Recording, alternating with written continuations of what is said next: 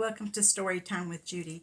Our book today is Library Mouse, A World to Explore. Well, Sam lives in the library. He's the little mouse. And he loves to come out every night and explore through the books and learn all about the world. One night, Sarah, a newcomer, shows up, and she's very adventurous. Not She's more adventurous than Sam is, let's put it that way. And Sam is kind of scared to do some of the things she wants to do. Let's see if they're able to explore the world and have fun, or if he's too scared. One evening, Sam went for a stroll. He smiled to see the class projects children had made to place atop the library shelves. A poster on the wall read, "Discover our great big world." "It is a great big world," Sam said, "and I love to read all about it." Then he sighed, gazing at the books on the very top shelves, which were just a little too high for him to climb. Suddenly, Sam saw something out of the corner of his eye. Swoosh! Another mouse landed gracefully onto the floor right in front of him. "Whoa," she said. "That was some ride. Good thing I had my parachute." She stuck out her paw and smiled. "Hi, my name's Sarah. What's yours?" I'm Sam," he answered. "I live here." "I live here too," Sarah said, "on the other side of the library. I was exploring, and that's when I discovered that playground." "Playground," said Sam. "Up high on the shelves," Sarah explained. "You can almost see the whole world. I just went on that giant slide. I didn't know I was going to fall so far, though." "You climbed all the way up there?" Sam asked. He had never dared to go all the way to the top. "Sure," Sarah said. "I'm an explorer. All explorers climb." Sam shook his head. "Well, that's not a slide. You just went down the side of a pyramid." "A what?" "A pyramid," Sam said. "Like in ancient Egypt. Only children made this one. There are pictures of real pyramids in these books you knocked off the shelf." "Wow," Sarah said. "I didn't know there were books about stuff like this."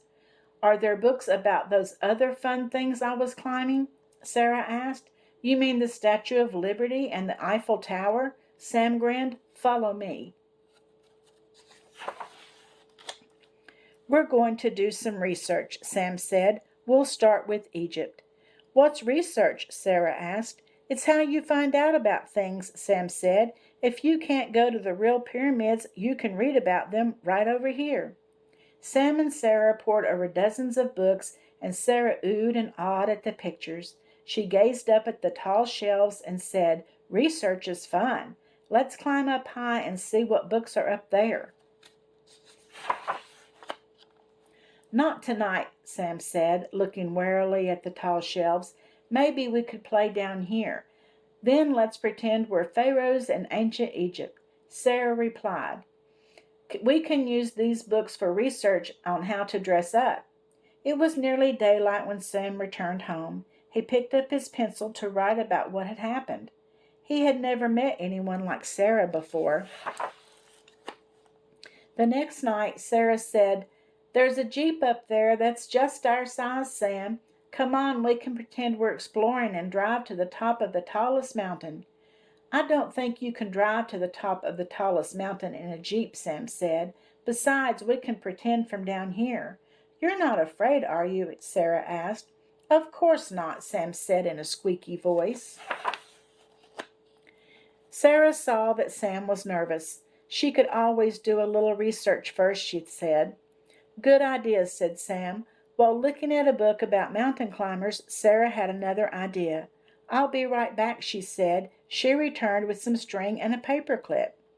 "I'll hook one end of the string up at the top," she said. "Then I'll drop the other end down for you to tie around your waist. That way you won't have to worry about falling." "I'm not worried," Sam said as she started to climb. Soon it was his turn. He remembered he had read that when climbing he should not look down, so he didn't. At the top of the shelf, Sam breathed a sigh of relief. It hadn't been scary as he had thought it would be, and he and Sarah played and played until dawn. Back on the ground, Sarah said, "You know, I'll bet we could explore even more of the world if we rode on that airplane over there." Sam looked up at the display the librarian had hung above the tallest shelves. "It doesn't really fly," he said, "and we couldn't reach it anyway."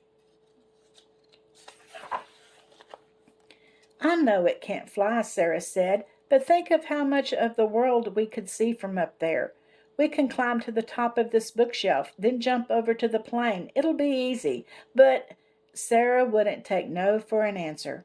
Sam, she said, "tonight we're going to get into that airplane and we're going to see the world." Throughout the day, Sam was so nervous he could hardly sleep or read. He didn't want to let Sarah or himself down, but he didn't want to get into that airplane either.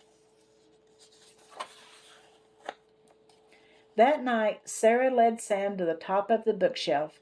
The airplane looked very far away. "We're explorers and good jumpers, too.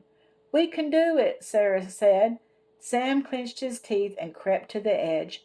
"Follow me," Sarah said, and then she jumped. Sam jumped too and climbed into the seat behind Sarah. "We're off to see the world," she cried. But just at that moment, the string that held up the airplane broke. "Woohoo!" Sarah hollered. "Ah!" Sam screamed. They sailed over the Eiffel Tower and the Great Wall of China, over the Statue of Liberty and the Great Pyramids. They sailed past volcanoes and mountain tops, past coral reefs and deserts, between dark rows of bookshelves, and right out the door of the children's room. The airplane bumped to a stop in the dark hallway. Sam leaped out of his seat. He didn't stop running until he was back in his little hole in the wall. "Sam!" Sarah cried. "Come back! Explorers don't run from danger." Sam hid behind his bed and wouldn't come out. But later, when his heart stopped pounding, he went to his writing desk, picked up his pencil, and got to work on a new project. "Readers and writers are explorers too," he said. "Wow," Sarah said the next evening when she saw Sam's book. "Sam and Sarah see the world. We're both a couple of explorers." "And we never even had to leave the library," said Sam. "We didn't have to leave the library," Sarah said with a twinkle in her eye. "But just think of the books you could write if you really got to see the world. What do you say we take a little research trip?" As they strolled through the library, Sam didn't know what to say. He had never met a mouse like Sarah. Well, Sam didn't want any part of that airplane ride, did he? He liked just doing research and reading and writing, didn't he? But Sarah likes to explore. I think both things can be fun, don't you? I hope that you liked the story, and I'll see you again tomorrow. Don't forget to subscribe and like.